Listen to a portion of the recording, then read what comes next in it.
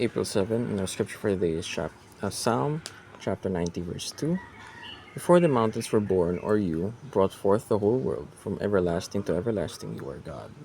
Maligayang araw sa ating lahat. Ako sa rin dyan ng Lubang. Ito ang aking daily devotion para sa araw na ito. At ang tatalakayin natin paksa ay tungkol sa gaano katagal ang walang hanggan at ano ang eternity.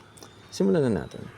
Eternity is when used, or is the God, means that He has no beginning and or He doesn't change. He is eternal. So, in a sense, He is the eternal unchanging creator. No? So, nakikita niya yung lahat ng panahon in past, present, and future. No? So, tingnan rin natin mga teachings na God is eternal and therefore unchanging. So, walang hanggan hanggang sa walang hanggan, from the beginning till the very end. So, God is eternal and therefore unchanging. Kumbaga, hindi siya nag-iiba na kahit anong dako ng panahon, either in the past, in the present, or in the future. God is God and God does not change. He is a perfect being, kumbaga. So, He does not change in the sense na kagaya natin. And He does not suddenly come into existence. Kagaya natin din. Kung saan, nandun siya before the beginning of everything.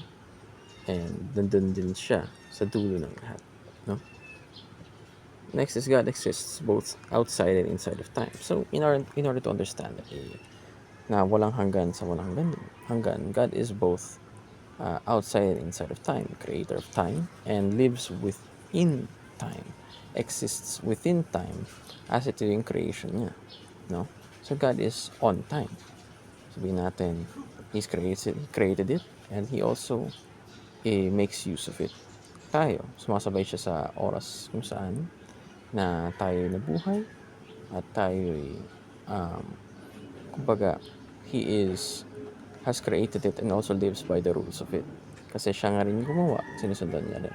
But He is also free to not follow it as well. No? Sinusundan niya lang yan para sa atin, kumbaga. Kasi kung sabihin natin, sumobra siya sa oras na kung saan nag-exist tayo, iba naman yan. So, lastly, God gives up the life of Christ. God gives up the life of Christ for our eternal life. So, yung buhay ni Kristo ay binigay sa atin upang makakuha tayo ng panghabang buhay. Na through the sacrifice of Christ, who is also a being who is eternal, we to also attain eternal life. If we believe in Him and if we accept Him as our Lord and Savior. So, yun lamang. Salamat sa pakikinig at bubuhay.